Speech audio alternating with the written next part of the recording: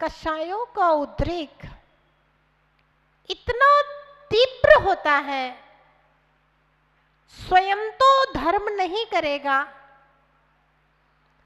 और अपने अंडर में रहने वालों को भी नहीं करने देगा, और जो अपने अंडर में नहीं है वो यदि करता है तो भी वह उसकी निंदा करेगा, आलोचना करेगा।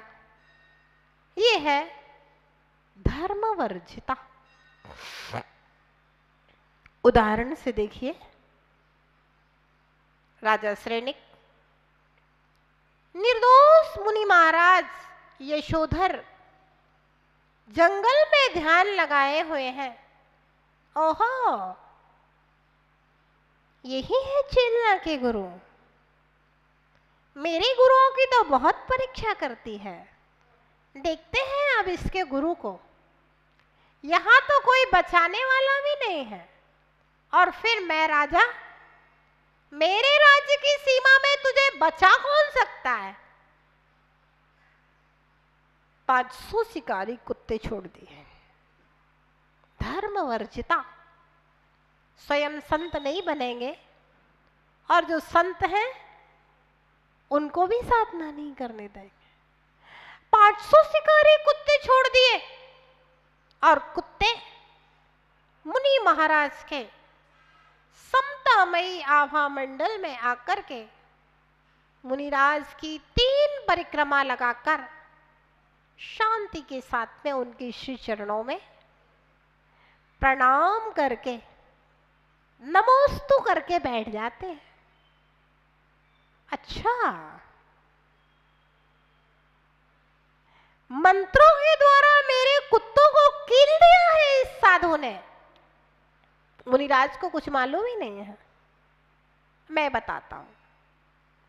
और तलवार लेकर के मुनिराज की गर्दन पर चलाने के लिए आ गया। धर्मवर्जिता, मुनि हत्या। कृष्णलेशिया के तीव्रतम कठोर तीव्र कषाय क्रोध के परिणाम सप्तम नरक का बंध हुआ। श्रीपाल धर्मवर्जिता 700 वीरों के साथ राजा था। ओ, ये दिगंबर साधु तो कोड़ी है, कोड़ी है, कोड़ी है। ऐसा बोल करके 700 ने कहा, हाँ कोड़ी है, तालियां बजाई। और 700 वीरों के साथ उन मुनियों को, मुनिराज को उठा करके तालाब में फेंक देती है। धर्मवर्जिता। क्या? धर्मवर्जिता। बेचारे साधकों को साधना नहीं करने देना, उनके ऊपर उपसर्ग करना, धर्मवर्जिता। मैना सुंदरी उस समय उनकी पत्नी थी पिछले जन्म में। मालूम चला कि स्वामी ने ऐसा किया है, बताया श्रीपाल ने आकर के, ऐसा ऐसा किया। बोले, ओहो, कितने पाप कर्म का उदय है मेरा कि मैं तुम्हारी अभागिन पत्नी हुई हूं, तुमने मुनि के ऊपर उपसर्ग किया। पश्चाताप करते हैं, सब कुछ करते हैं, नरक से तो बच जाते हैं, लेकिन कोड़ से। मुनि को कोड़ी कोड़ी कहा था तो 700 वीरों सहित कोड़ी होना पड़ा। मुनिराज को तालाब में फेंका था तो श्रीपाल को समुद्र में फेंका गया। ध्यान रखना, अगर हम किसी को तालाब में फेंकेंगे तो हमें समुद्र में फेंका जाएगा। वो तालाब से बच जाए, क्या हमारे अंदर समुद्र से बचने की क्षमता है? धर्मवर्जिता। मंदिर का द्रव्य खा लेगा, अकृत पुण्य। मंदिर का द्रव्य खा गया, क्षुल्लक बन करके सेठ के जिनालय में आकर के रहा और सेठ की संपत्ति को पूरी को खर्च किया, भोगों में खर्च किया और बाद में अकृत पुण्य हुआ। सीता जी वो सुदर्शन नाम के मुनि और सुदर्शना नाम की आर्यिका थी। इस सीता जी ने वेदवती की पर्याय में उनका अपवाद किया था, धर्मवर्जिता। ध्यान रखना, पंचम काल में तो बहुत होता है। प्राचीन तीर्थों को देखिए, औरंगजेब जब हुआ, जहां जहां वह गया मूर्तियों की तोड़फोड़ की। चोर भगवान की मूर्तियों को भी नहीं छोड़ते हैं, उनको जो चुरा रहे हैं, बेच रहे हैं, खरीद रहे हैं, सब धर्मवर्जिता। मुनि की निंदा, जिनवाणी में मिलावट, 6-6 महीने तक हमारी जिनवाणी की शास्त्रों की होलियां जलाई गई जैन धर्म और जैन शासन को नष्ट करने के लिए।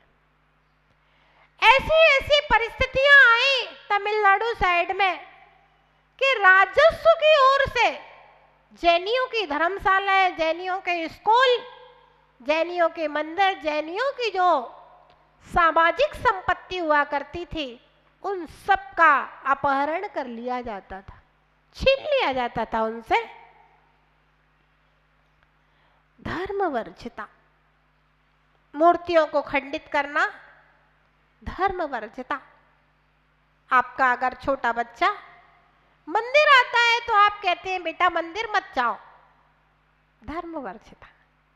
कोई स्त्री मंदिर आता है तो उसका पति उसको मंदिर जाने के लिए रोक टोक लगाता है, धर्मवर्जिता। एक चंडाल की स्त्री ने रात्रि के अंतिम पहर में भोजन का त्याग कर दिया।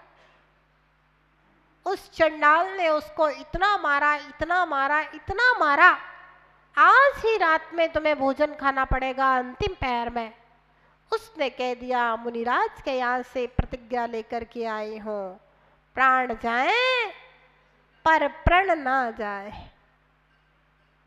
उसके पति ने उसको इतना मारा कि वो वहीं मर गई, धर्मवर्जिता। ध्यान रखना, स्वपर घातक, स्व का घात करे चाहे पर का घात करे, धर्म से हीन होना, धर्म से दीन होना, स्वयं तो धर्म करना ही नहीं और जो अपने अंडर में है। अंडर में कौन होता है? चाहे पत्नी हो, चाहे माता पिता हो, चाहे बच्चे हो।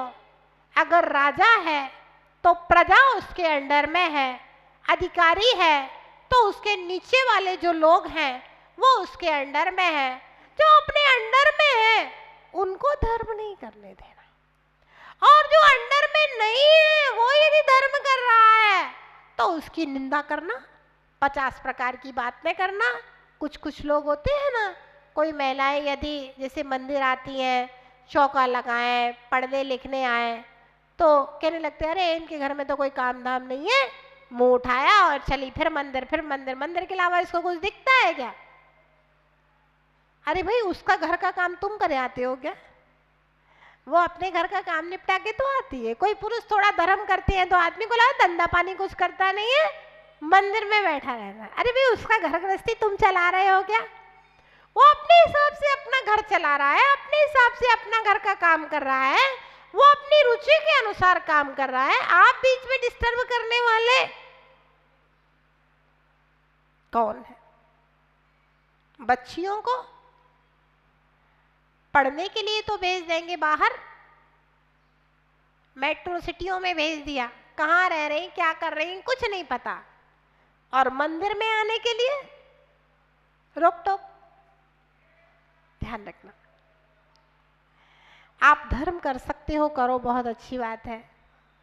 नहीं कर सकते, आपके अंडर में रहने वाला व्यक्ति करता है तो सहर्ष स्वीकृति प्रदान करो, करने दो।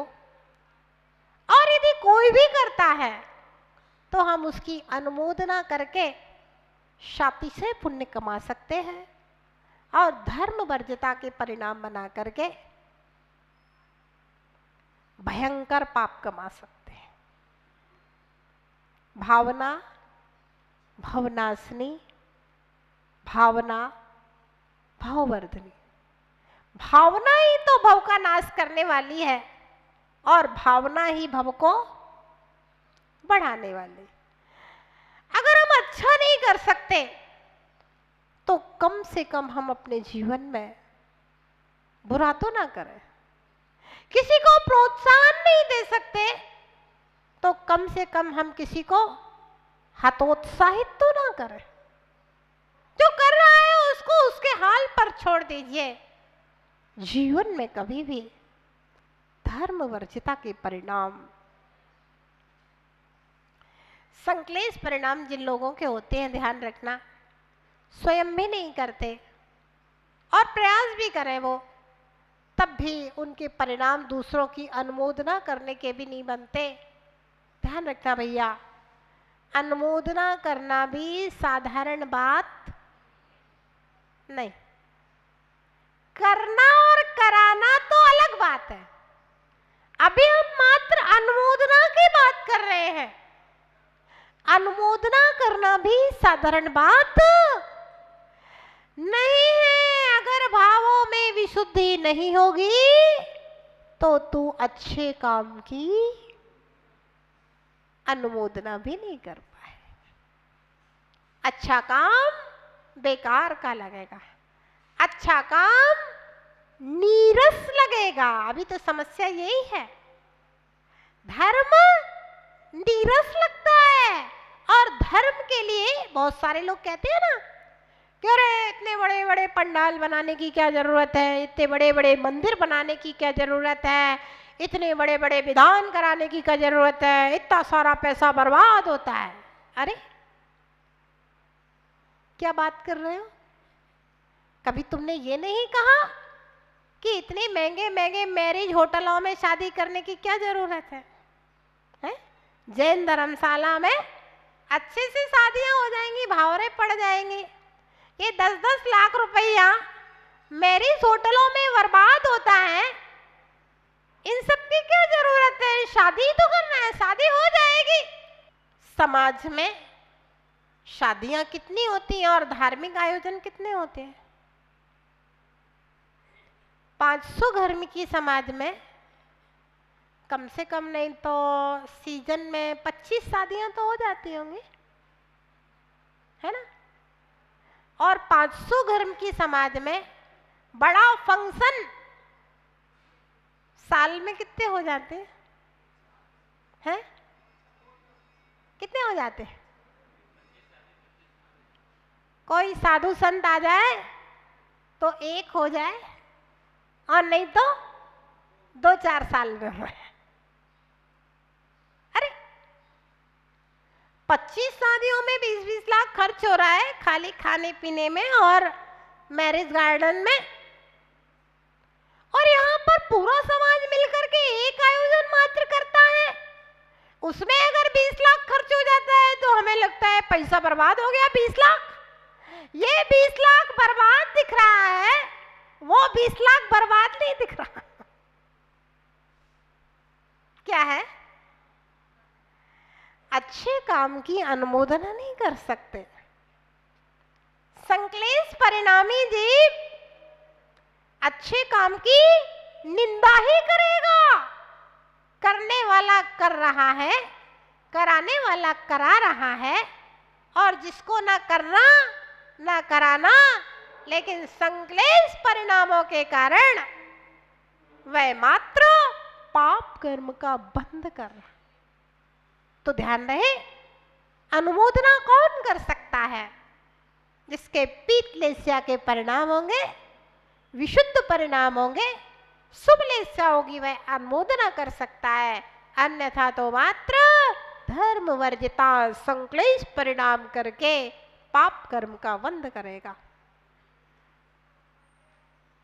निर्दयी वैर संयुक्तो कृष्ण लेस्या युतो नरः। निर्दयी दया नाम की चीज नहीं होगी। चलेगा भी ना तो पैर पटक पटक के चलेगा, मर जाए जीव तो मर जाए, है ना। अगर रास्ते में कहीं कोयला भी डला होगा ना तो उसको लगेगा भौरा है तो अच्छे से कुचल दो, कुचलने में आनंद आएगा। नदी के किनारे बैठेगा तो पत्थर फेंकता रहेगा। अगर गार्डन से निकलेगा तो पत्तियां तोड़ते हुए निकलेगा, फूलों को मसलते हुए निकलेगा। अगर दरवाजे से भी टकरा जाएगा ना तो दरवाजा भी बंद करेगा, भड़का करके कस के बंद करेगा। ये कसाय को, उद्रेक को बताने वाली क्रियाएं हैं।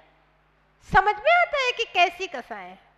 निर्दयी उसके हर काम में निर्दयता प्रकट होने वाली होगी। किसी के ऊपर, बाल वृद्ध स्त्री निरपराध किसी के ऊपर भी दया का परिणाम नहीं होगा।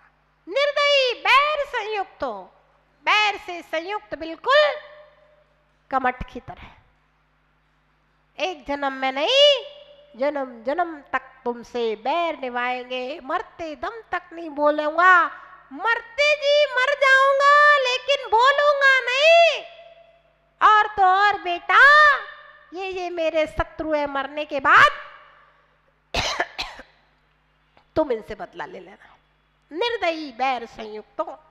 वह कृष्ण लेस्या वाला जीव निर्दयी होगा, बैर से संयुक्त होगा।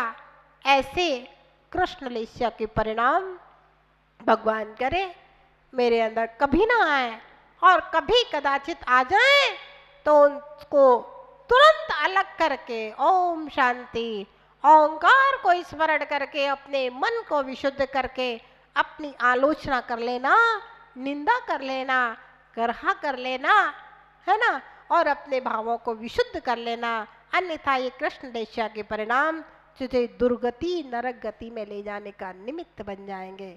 इसलिए ऐसे भाव गुणों को भी जानना और दोषों को भी जानना। कहा है, बिन जाने ते दोष गुणन को